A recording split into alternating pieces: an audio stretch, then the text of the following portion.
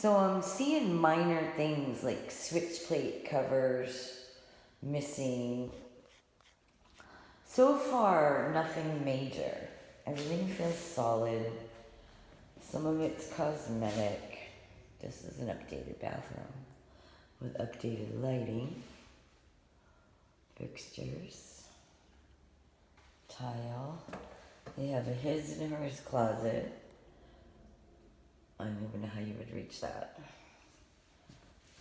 I've got like 14-foot ceilings throughout this whole house.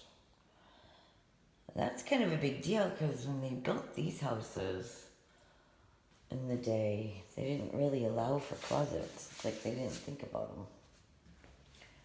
So you glass tile wall, a little sun roof. Let's see, it does not appear to be leaking. It appears to be in good shape. And that's the potty.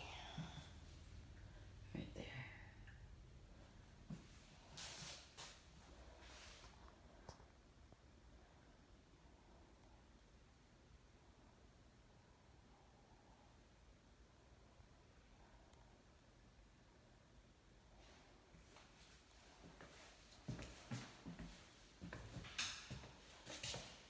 Door to the parlor.